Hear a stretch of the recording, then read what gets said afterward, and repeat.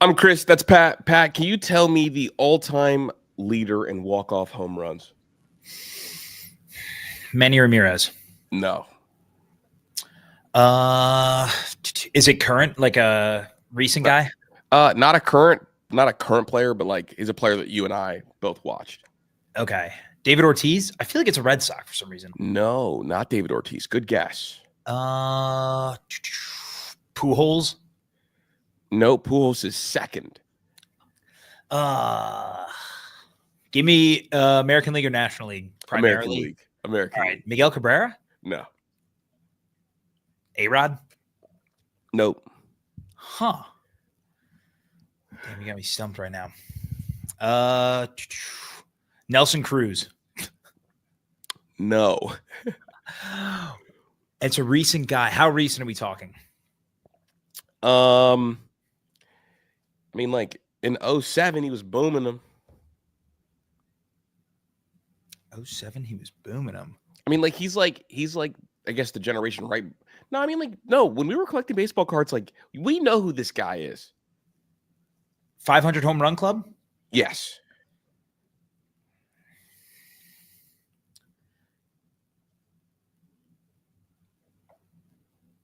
Ken Griffey? No, Jim Too far Thome. back. It is Jim Thome? Jim Thome. Jim Thome, dude, has 13 of them. Tied for second is Jimmy Fox, Mickey Mantle, Stan Musial, Albert, Frank Robinson, and Babe Ruth at 12. He had 13. Damn. Okay. That's a good one. I'm shocked. I should have known that one. And then David Ortiz had 11. Okay. So right below. Dude, what's up, man? How are you? I'm good, man. How are you? Good. I like trivia, man. So I've just figured no intro. We just get right into it. Dude, all right. I've got our next opening trivia. Trivia question. All right, just lay it on me. You want it right now? Yeah. What you got? All right. Can you give me the two players that are tied for the most Grand Slams in a single season? Oh heavens! Barry Bonds. Is it a masher or are these random ones? So like one of them's kind of, I don't know. They're both. Dude, here's the thing, because I remember randomly I felt like every time I turned the TV on, Curtis Granderson was hitting a grand slam. Okay. Curtis Granderson's an answer for another one of my favorite trivia questions, but I won't give that to you today. All right. So here, I'll give you a hint. So one guy, I feel like the more well-known guy did it back in the 80s. And then the more recent one who did it isn't as well-known, but like during his prime, which was short-lived, he was a masher for sure. AL or NL for the more recent one? AL. AL. Both AL. Is this someone that I would like? So here's the thing. This is going to be kind of a easier hint. Both guys played for the two teams whose hats we are currently wearing. Oh, so he played for both teams? No. Sorry, one from each. One each. Okay. Actually, the one guy did play for both. Just tell me the recent one, bro. I'm not going to get it. Travis Hafner. Oh. 2006, dude. And he hit all of them. I believe he hit all of them in the first half of the year before the All-Star break. Who had more raw power, Jim Thome or Travis Hafner? Travis Hafner, without a doubt. You think? Hafner was fucking sick, but I'm biased. I loved him. Well, do you want to try to guess? So the older one is a Yankee. 1987. 1987? Yeah, but like one of the most well-known Yankees of all time, I would say. It was funny because this guy was like good during those bad Yankee years. So, dude, I have no clue. Like I want to guess Don, but I don't know. That's it is Don. Okay, shout out Don. Shout out Big B.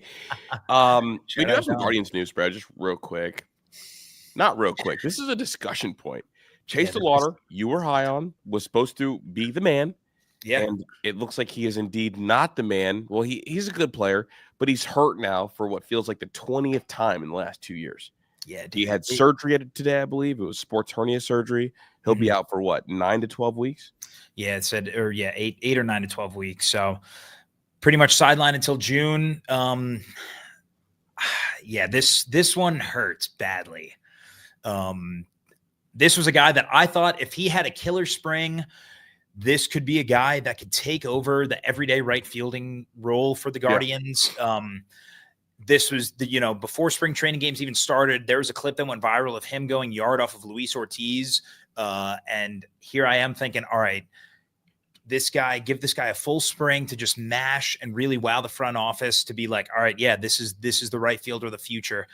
And sure enough, didn't even get to play a single spring training game. He was battling through some sort of injury early on, and then they said he re-aggravated a sports hernia injury on February 28th during defensive drills, and surgery. So now it's not a huge blow because obviously right field's going to be okay. Hopefully, but we don't know that. That's so right now, it's looking like Cleveland's going to deploy pretty much a platoon in right field. Will Brennan will play against right-handed pitching, and John Kenzie Noel will play against left-handed pitching, which I'm fine with. I'm fine with it, especially with John. He's a young guy who is prone to swing and misses. He has just raw, unlimited power that we saw at times at the end of last year. But again, he's struggled hitting right-handed pitching throughout his career. And then Will Brennan, kind of same thing, has struggled against left-handed pitching. So I don't mind the platoon, but it's frustrating because I thought DeLauder was going to have a chance to be that everyday guy this year. I mean, for those 2022 guys, the guys drafted in 2022, this is the year that we're going to see a lot of them play. Yeah. Right. 100%. I mean, me and you were going through that list before the show. I think Kumar Rocker is going to get a chance to shine for Texas this year. Obviously, your guy Spencer Jones is probably going to get some decent looks. Yeah, he'll probably make his debut this year. There's not really a spot for him in the outfield just because Dominguez is there. Yeah. And the Yankees and the Guardians, we do not platoon at all. No. There's no platooning. You either play every day or you don't. Yeah.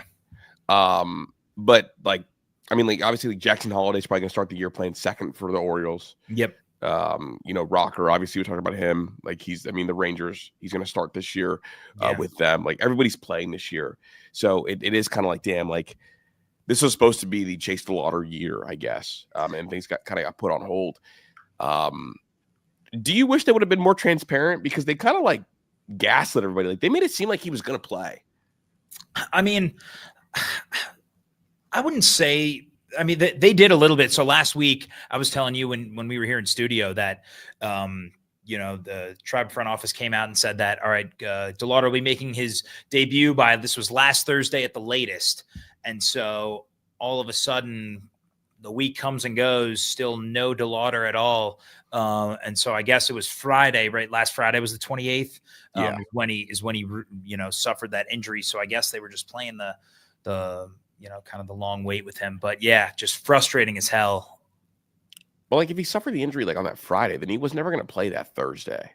No, I think he was. I think they were maybe being a little bit overly optimistic that he was going that he was going to play through whatever he was dealing with. But again, he's just been injury prone his whole tenure so far within the Cleveland organization. It's been frustrating for sure. Dude, I think it's the swing.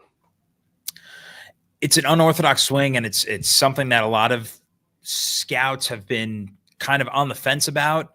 It generates a lot of power. It reminded me a swing of a little bit of a Kyle Tucker kind of swing. Yeah. Even Tucker seems to have more backswing, more backswing to allow his body to slow down. Yeah.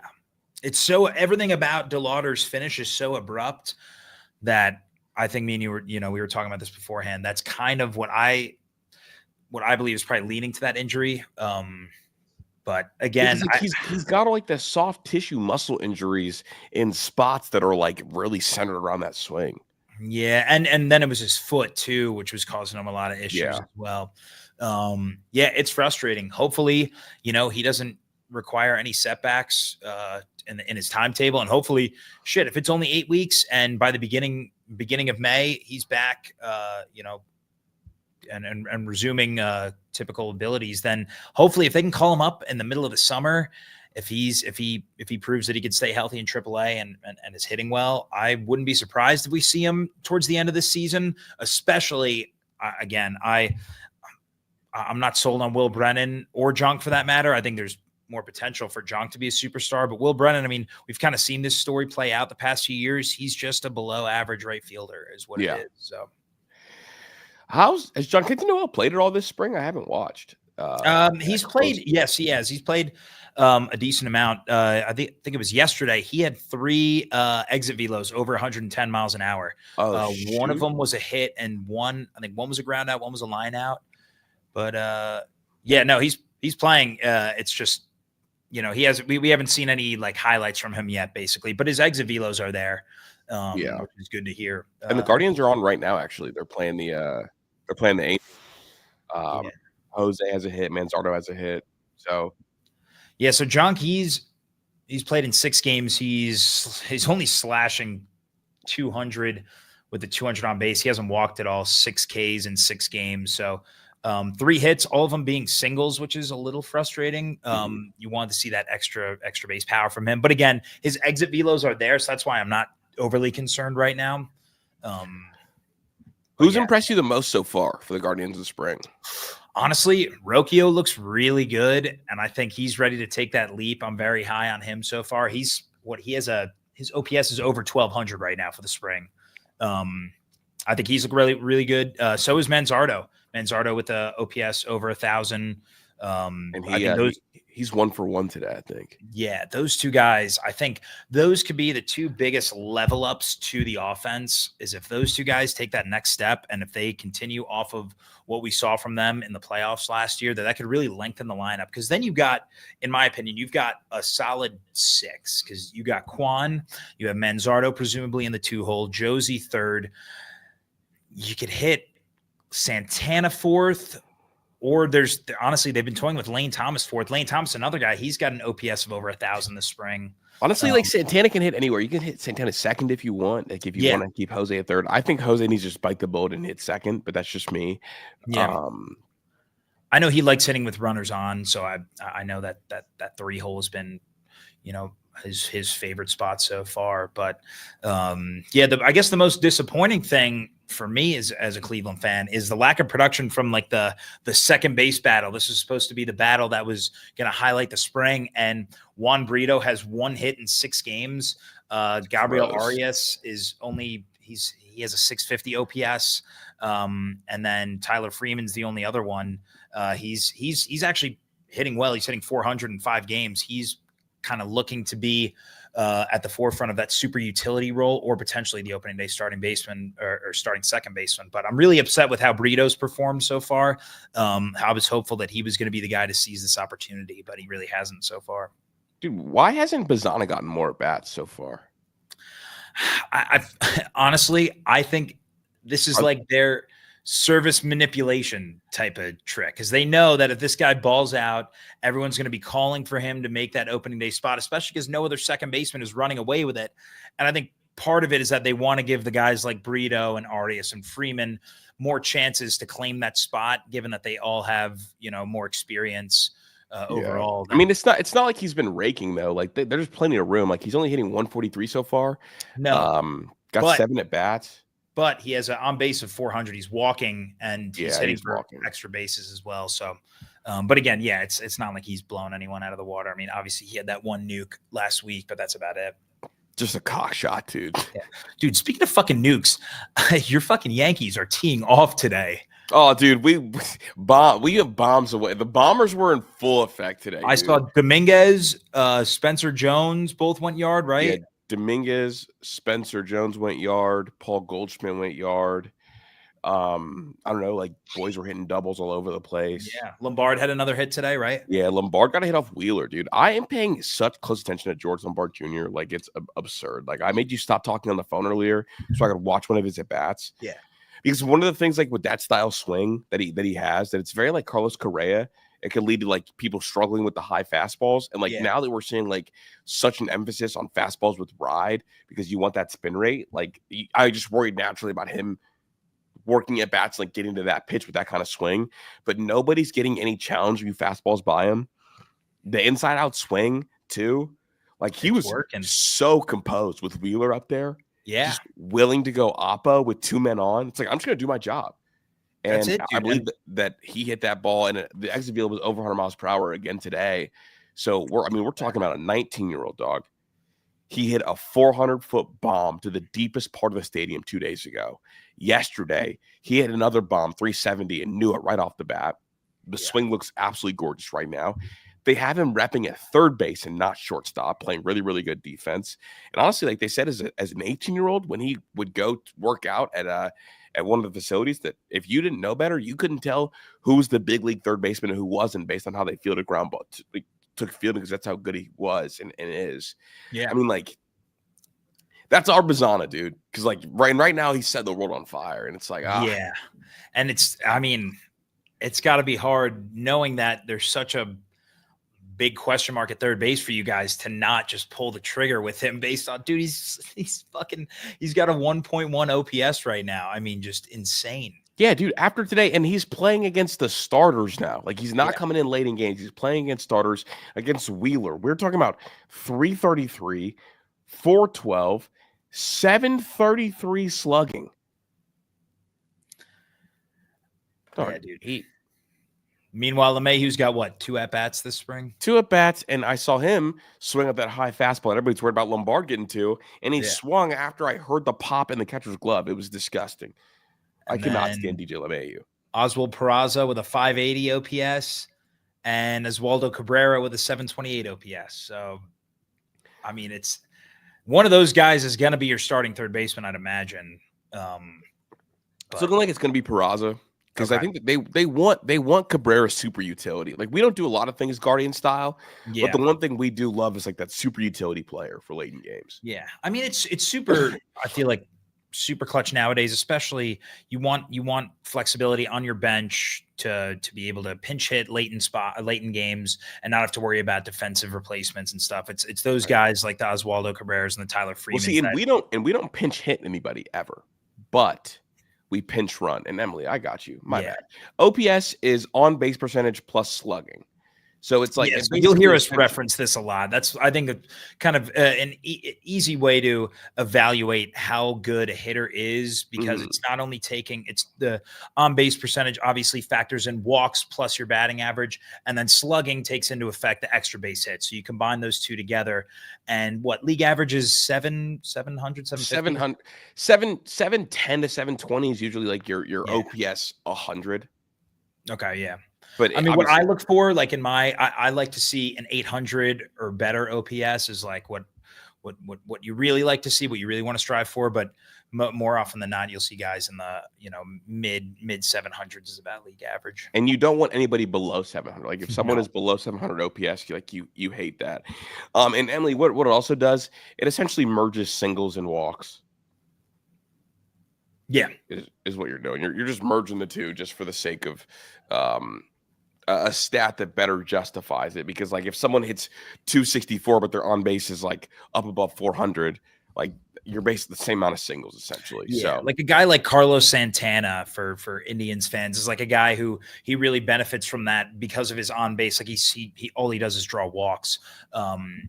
So it's like his career batting average is 242, but his career on base is 354. So over 100 points higher. So OPS does a better job of kind of taking that into account basically. Yeah. Like Jesse Winker's like been the ultimate OPS guy. Yeah. Winker's randomly well, it just fluctuates because he went from 793 in Washington to 683, but he also like was top 15 in OPS or on base percentage. I mean, So I think he got on base more than Stephen Kwan. No way. Last year? Yeah. What was his OPS last year? His OPS was low, but his on base percentage was high. Or I meant his on base. His on base had to be like 4 something. It probably was then. Kwan's was 368 last year. Yeah, and I think. Hold on, we just pulled the list of leaders. MLB. It's actually wild to think about. I mean, he basically went through it. Yeah, he had Kwan was slightly better on base wise. Was he? Kwan was 368. Winker was 360. Okay, so right there. That would have hurt my soul if Winker had better on base than Kwan. Well, when I was doing my Luis Arise video, I just kept seeing Winker ahead of him in every on base statistic. Yeah, dude, Arise is an enigma when it comes to being a singles hitter, but not being able to draw walks Yeah, well, because he swings at everything. He just starts to slap everything, like put everything in play. Honestly, it would be better if we saw a player with like physical tools and traits do that. I do want to talk about some like prospects that were high or low on at this point in spring training. Do you have one, or do you want me to start, dude? You go ahead if you want to start. Dude, I'm obsessed with Jackson Jobe. Okay. Jackson Jobe is now throwing, I believe, up triple digits plenty. He's introduced a cutter that's, I think he's throwing like 99 right now, which is ridiculous. His fastball is spinning. So for two things. His spin rate on his fastball is at 2,600 RPMs. Okay. That metric is right just below Spider Tack Garrett Cole. That's great. That's how fast we're talking. Yeah. So like, for example, like Gavin Williams, who his fastball spins at a really good clip, is at 2,300. Okay, wow. So 300 RPMs higher. Yeah. He's getting 18 inches of ride on that fastball. That's huge. Dude, I think that like Jackson Jobe has a real, and now I know he looked lost when he went in against what was it, Houston? Yeah, Houston, the playoffs. Looked lost, wide-eyed. But he's not going to be Paul Skeens level, but he's going to be probably like a sub 3.6 ERA guy. And he's going to pitch a ton of innings. And he's like one of these, he's like part of this, probably the second generation of pitchers that are, I'm calling them lab-built pitchers. To the point where like his whole process took place in a facility. Yeah. Because like most guys, like me and you, when we were growing up, we didn't pitch in facilities till we got to high school. But like he's a facility baby pitcher. Yeah. It's all, you know, a lot of it is so science-based now and so formula-driven, more so than, you know, when me and you were growing up. I mean, when I started going to like my pitching coach when I was in high school, we didn't look at anything, you know, analytic-wise. It was all just repetition-based and so just just motion, like repetition. The most I ever got was someone would videotape my motion over like 5 different pitches and show me where my step was inconsistent. Yep. Or a big thing was the release point too. Yeah, release point and like where I stepped to. Yeah. Like Jackson Jobe, I think like I don't think Paul Skeens was a lab built pitcher. But I know like he got in the lab a lot later. But like Jackson Jobe, I mean, people were hearing about Jackson Jobe from the time he was a kid. Like he was just a lab baby pitcher. And I mean, we're talking about right now, like the pitch mix is traditional: fastball, curveball, slider, the cutter, which he can throw. So they're saying he can throw it up near 99. He likes it to sit at 94 to get the most break. Yeah. But he's getting 3 to 5 inches of horizontal movement every time he throws it. That's big. That's huge, dude. Buy stock in Jackson Jobe. Buy stock in it. That rotation, honestly, can be really scary. Between him, Skubal, and Flaherty, like that's a 3-headed monster that scares me, especially in a playoff series. Dude, Detroit's nothing to play with, man. Like they have pitching, they have bats. Okay, I don't know if they have bats. Well, honestly, it just depends on where you sit with Kerry Carpenter. That's honestly, there's 2 guys that I'm worried about in that lineup. It's Riley Green and it's Kerry Carpenter. Glaber? I don't know, dude. Are we gonna? All right, Glaber outside of Yankee Stadium. I don't know. I mean, there was that stat with him, what was it, a couple of years ago, where if you took away his games against the Baltimore Orioles, this is back when the Orioles were shit, he was a league average at best player. I don't know how he'll do in a lineup without the protection of Aaron Judge, Giancarlo Stanton, you know, all those mashers, Soto last year. It's like, yeah, he did see more strikes at leadoff than any other leadoff hitter in baseball. I don't know if you knew that. I did not know that, but honestly, I mean, it makes sense. Yeah. So I don't know. That's where I stand right now. There's really 2 guys that worry me in that lineup. Which I didn't realize. I think I'm overrating Glaber Torres. His OPS plus last year was 101, making him 1% better than the league average hitter. And his OPS was just 709. Yeah. So again,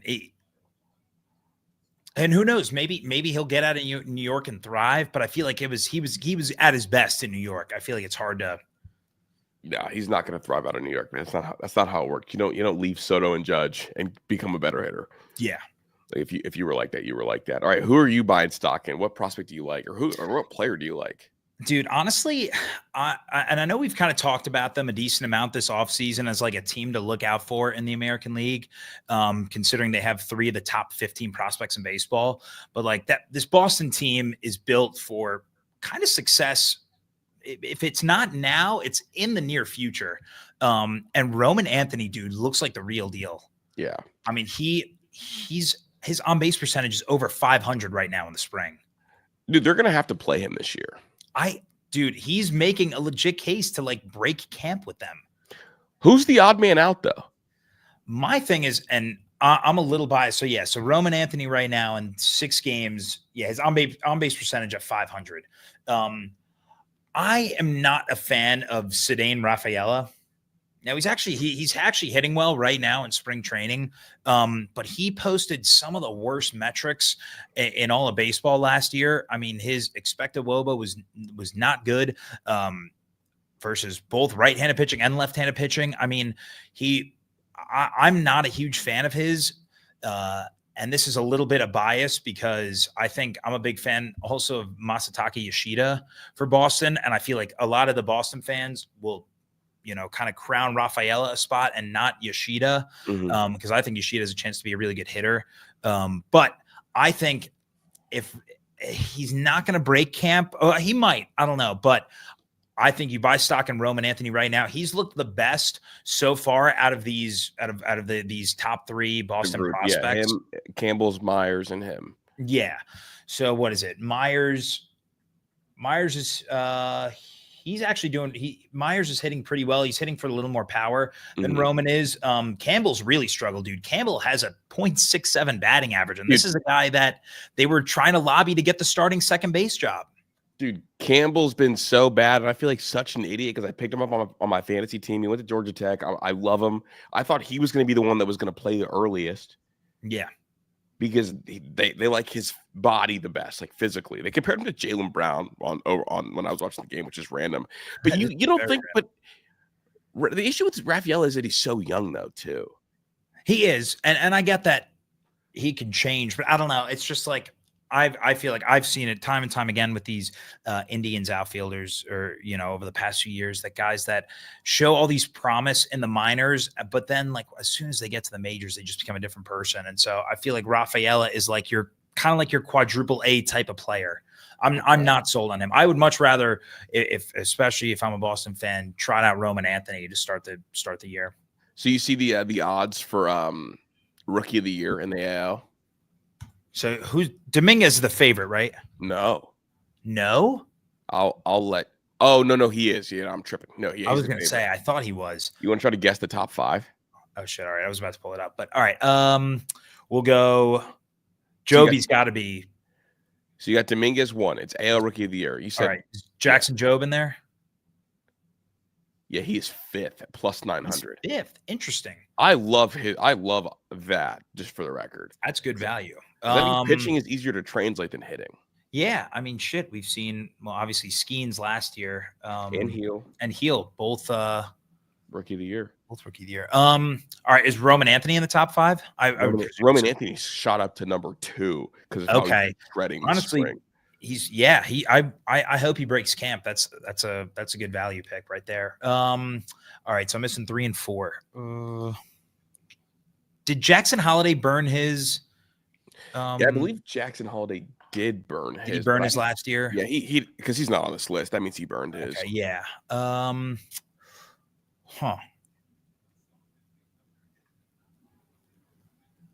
Give me the last 2. Christian Campbell. Really? He's in the top 5. Yeah, but plus honestly, I've just written him off just because of how bad he's played, but that's probably smart. He's been horrendous. And then Jacob Wilson. Okay. So that makes sense. Roman Anthony, man. Yeah, dude. I don't know. I'm a big fan of his right now. He's been someone I've just been watching the last few weeks. He's been popping up on my timeline, and I'm just like, oh shit, this kid's the real deal. He's one of those guys that I'm looking for, especially if you're like in a fantasy baseball league. I'm trying, like right now I'm doing my fantasy baseball prep. I have 2 drafts coming up this month, and it's like, all right, like this is where I try to do my homework on like those young guys that you can get late in rounds, good value picks. And I think Roman Anthony is one of those guys that I'm really high on. Yeah, Roman, he's just got too much buzz, man. He's gonna end up getting drafted by somebody. I picked up Shane Bieber in my fantasy league too. Okay. Yeah, I can't believe you did your draft already.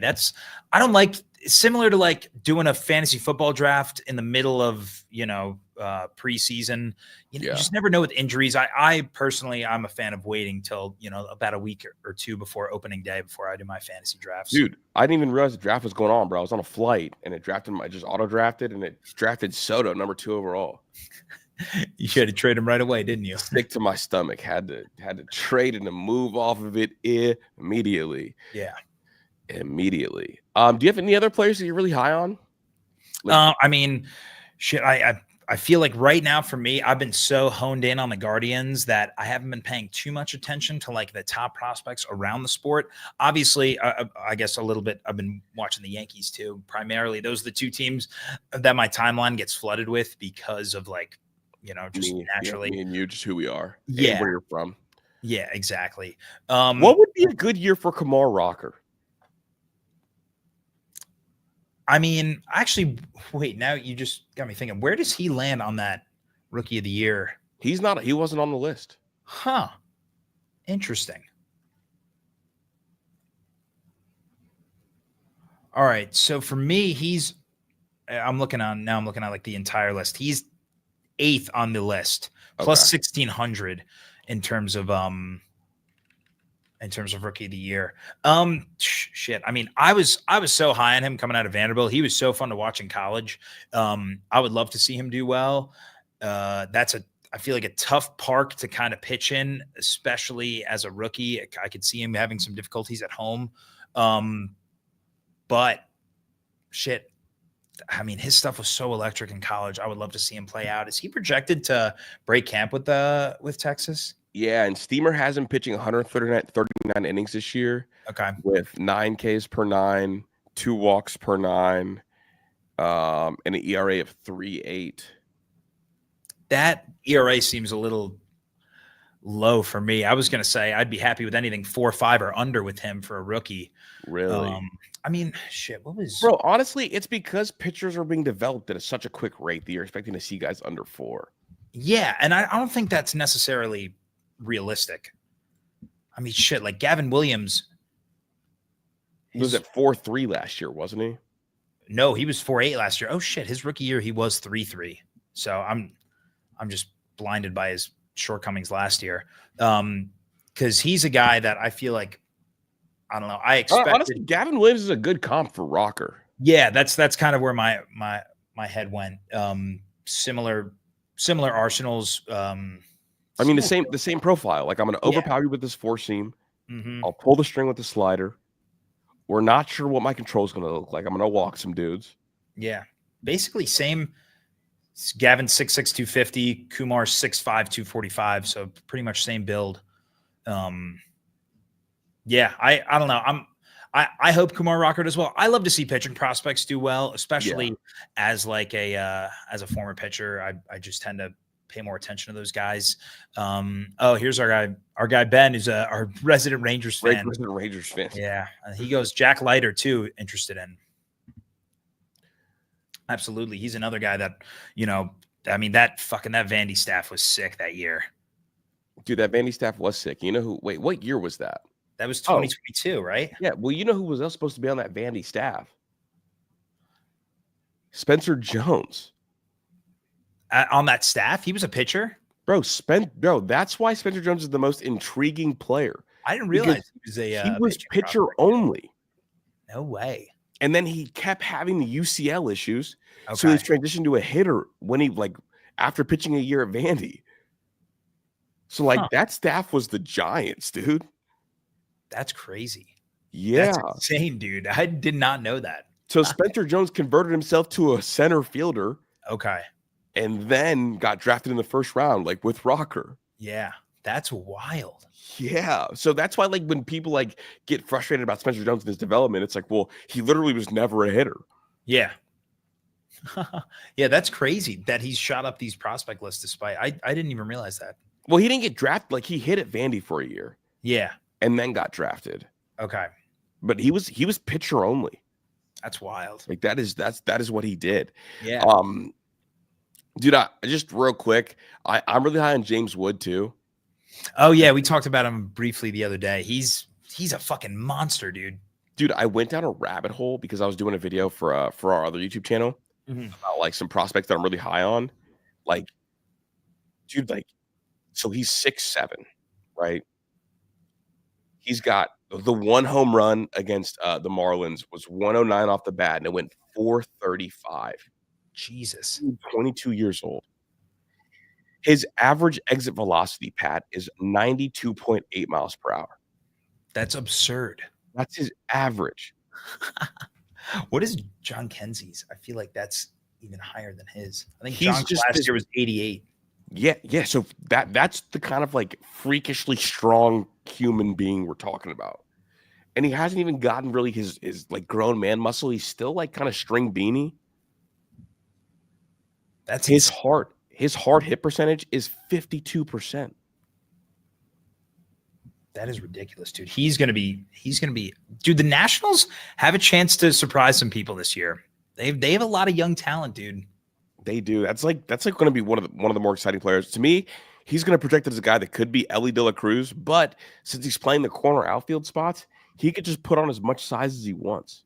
Yeah, like shortstops can't put on that kind of size, but he does swing and miss a lot at 6'7", like that's expected. His whiff rate is 29%. His K rate is 28%, but his walk rate is 11%. So he takes a lot of walks. For someone that big. That's big. And I mean, I'm just looking at John Kenzie Newell's metrics. He had a 34% whiff rate and a 31% strikeout rate last year and only a 6% walk rate. So you like to see that's basically double the production that you were getting from John Kenzie. So that's big for a big masher like that. That's definitely one of the storylines for me, seeing how he'll be this year. Now, dude, he was so bad. It's crazy because like his sprint speed is in the 85th percentile, so that's pretty good. Yeah. His outs above average, his range was -6. He's just like a big athlete out there that does not know what he's doing. Yeah. I mean, shit, that's literally that's what John is. He was 70th percentile in sprint speed last year and -2 outs above average. So similar comp there in terms of running and fielding ability. And I believe James Wood was a part of the Juan Soto deal. I think you're right, but I need to double check. He was, so it was, dude, that trade, it was Bell and Soto for James Wood, CJ Abrams, Mackenzie Gore, Luke Voigt, Robert Hassel III, and Yarlin Susana. Shout out Luke Voigt. Yeah, dude. Where is he now? In Mexico.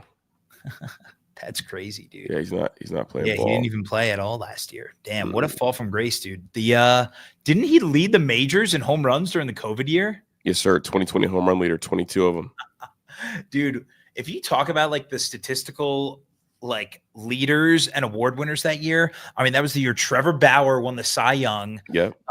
You had Jose Abreu win the American League MVP only to just fall off the face of the earth. Was that the year Tim Anderson won the batting title too? No, Tim Anderson won it in a real season. That was DJ LeMahieu batting title. That was LeMahieu batting title, dude. Yeah, that year, just the statistical anomalies from that season alone is just so funny. But again, it's 60 games. So we're pretty close to everybody that won an award that year being out of the league.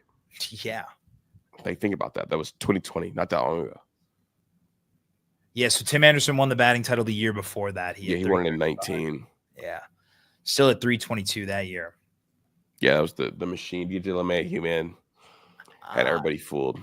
DJ LeMahieu, one of I think he's one of 2 players all time, speaking of another trivia, to win or he might be the only one actually to win a batting title in both the American and National League. No, he's not the only one because there's another active player that did it too. Another active player. And the only player that I know of that's denied 2 batting titles, 2 Triple Crowns. Oh, yeah. Luis Ariz did it. That's right.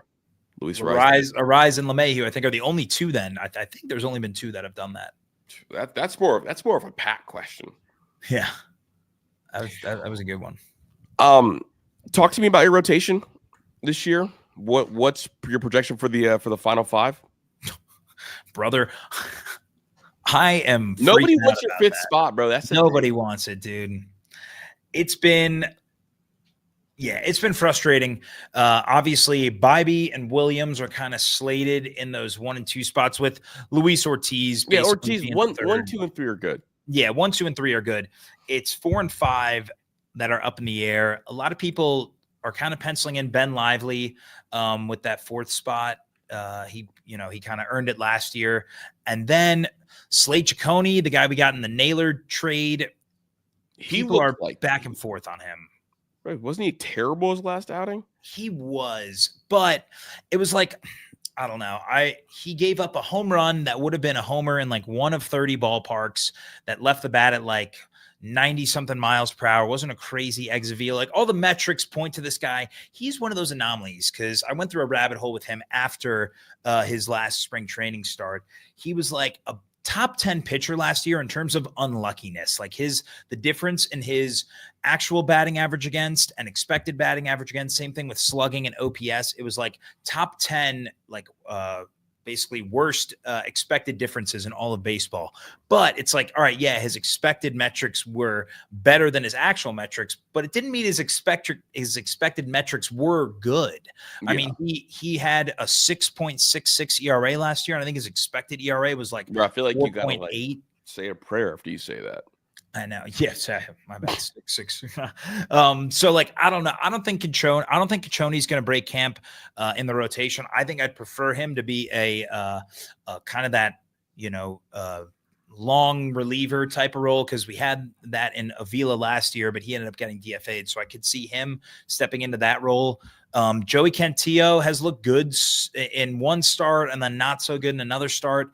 He's a guy. I feel like he was trying to work too much on his off-speed stuff the second start, though, when I watched. Yeah, and honestly, for me, I don't know how you feel about this. I think it's nice to have a left-hander in the rotation. And like last year, it was Logan Allen. I think Logan Allen is 2-pack ass. I don't want to see him near the starting rotation this year. I think Cantillo has a little better extension than Logan Allen, so his fastball plays a little better. And I mean, extension is like one of the biggest things that the Guardians look in terms of their starting pitching. So I have a little more faith in Cantillo maybe developing into a decent 5. So I don't know, dude. This rotation, I just hope that they get more length than what they did last year. And a lot of that comes from Gavin Williams taking a step in the right direction and getting length out of his starts. You're going to get your solid 6 from Bibee. Luis Ortiz was a guy who could eat innings last year in Pittsburgh, so that'll help. The bottom line is that as long as these guys can at least go 5 innings, hopefully 6, you just got to keep that bullpen rested, because the bullpen is what we're relying on being as good as they were last year. Joey Cantillo's got the best extension in the rotation. Yeah, dude, that's what I'm saying. His fastball plays like, I think it only sits at like 92, 93, but it plays to like the mid 90s because of that extension. Yeah, it's got that rise on it, especially with Michael King. Like Michael King's fastball sits at 92, 93, but plays really well. Yeah. Who has a better extension, Cantillo or King? I'm looking it up now.